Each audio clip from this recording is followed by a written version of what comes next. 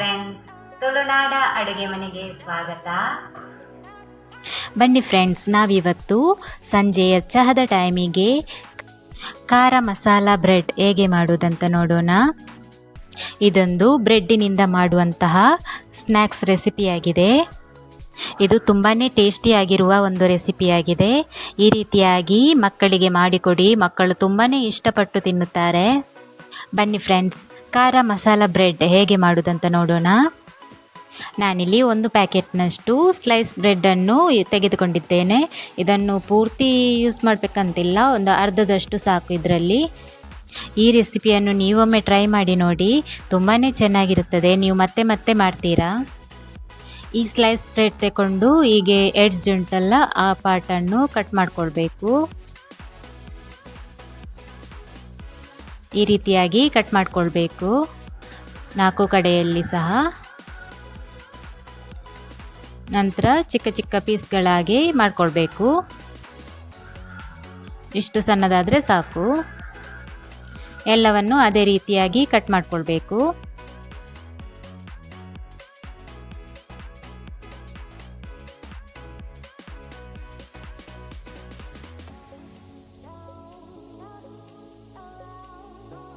Stove ಮೇಲೆ ಒಂದು PAN ಇಟ್ಟು ಅದಕ್ಕೆ ಸ್ವಲ್ಪ ಬೆಣ್ಣೆಯನ್ನು ಹಾಕಿಕೊಳ್ಳಬೇಕು. ಬೆಣ್ಣೆ ಇಲ್ಲದಿದ್ದರೆ ಸ್ವಲ್ಪ ತುಪ್ಪವನ್ನು ಸಹ ಹಾಕಿಕೊಳ್ಳಬಹುದು.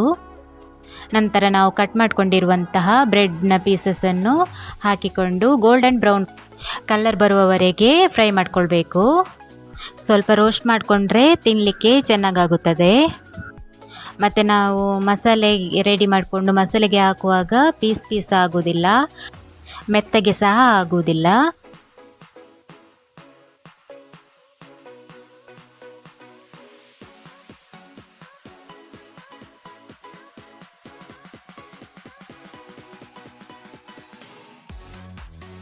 ಎಲ್ಲ ಬ್ರೆಡ್ ಪೀಸಸ್ ಚೆನ್ನಾಗಿ ರೋಸ್ಟ್ ಆದ ನಂತರ ಸೈಡ್ಗೆ ತೆಗೆದಿಟ್ಟುಕೊಳ್ಳಿ. ಸ್ಟವ್ ಮೇಲೆ ಒಂದು ಪಾತ್ರೆ ಇಟ್ಟು ಅದಕ್ಕೆ ಸ್ವಲ್ಪ ಬೆಣ್ಣೆಯನ್ನು ಹಾಕಿಕೊಳ್ಳಿ. ಬೆಣ್ಣೆ ಇಲ್ಲದಿದ್ದರೆ ತುಪ್ಪ ಇಲ್ಲವೇ ಎಣ್ಣೆಯನ್ನು ಯೂಸ್ ಮಾಡ್ಬೋದು.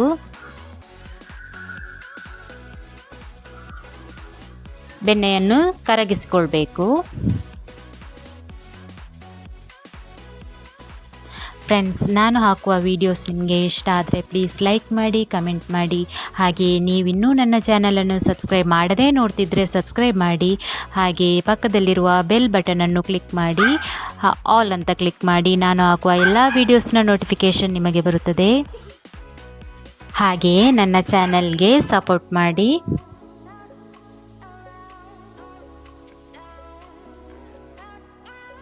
ಬೆಣ್ಣೆ ಎಲ್ಲ ಚೆನ್ನಾಗಿ ಕರಗಿದ ನಂತರ ಅದಕ್ಕೆ ಒಂದು ಕಟ್ ಮಾಡಿಕೊಂಡಿರುವಂತಹ ಹಸಿಮೆಣಸಿನಕಾಯಿ, ಸ್ವಲ್ಪ ಶುಂಠಿ ಹಾಗೆ ಬೆಳ್ಳುಳ್ಳಿಯನ್ನು ಹಾಕಿಕೊಂಡು ಫ್ರೈ ಮಾಡಿಕೊಳ್ಬೇಕು.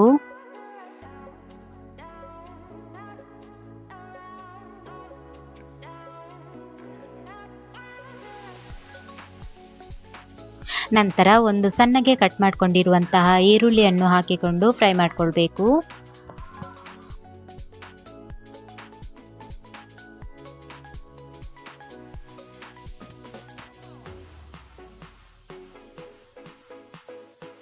ಈರುಳ್ಳಿ ಎಲ್ಲ ಚೆನ್ನಾಗಿ ಫ್ರೈ ಆದ ನಂತರ ಒಂದು ಕಟ್ ಮಾಡಿಕೊಂಡಿರುವಂತಹ ಟೊಮೆಟೊವನ್ನು ಹಾಕಿಕೊಂಡು ಫ್ರೈ ಮಾಡಿಕೊಳ್ಬೇಕು.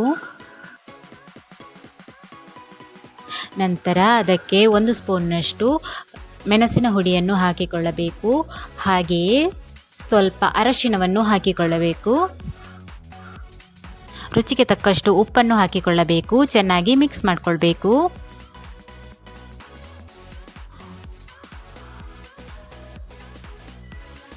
ನಂತರ 1/4 ಸ್ಪೂನ್ನಷ್ಟು ಸೋಯಾ ಸಾಸನ್ನು ಹಾಕಿಕೊಳ್ಳಬೇಕು.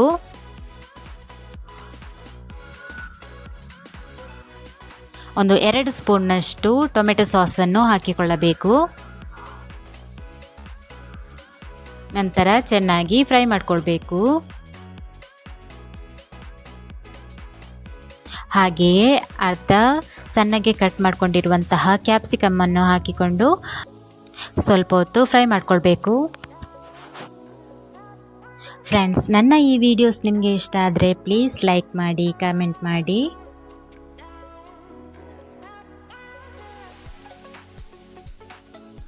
ನಂತರ ಸ್ವಲ್ಪ ಕೊತ್ತಂಬರಿ ಸೊಪ್ಪನ್ನು ಹಾಕಿಕೊಳ್ಳಬೇಕು.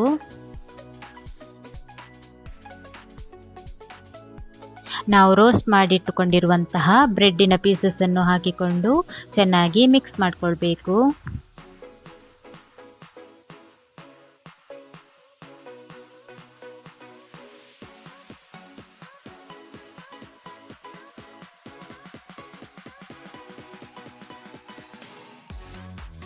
ನೋಡಿ ಫ್ರೆಂಡ್ಸ್, ಸೂಪರ್ ಟೇಸ್ಟಿಯಾಗಿರುವ ಖಾರ ಮಸಾಲ ಬ್ರೆಡ್ ಸಂಜೆಯ ಚಹಾದ ಟೈಮಿಗೆ ರೆಡಿ ಆಯಿತು.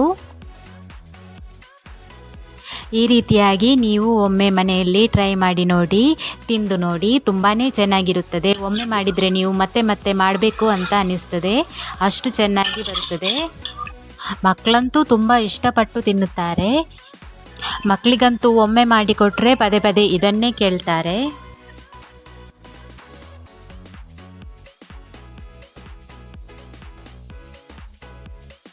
Thank you.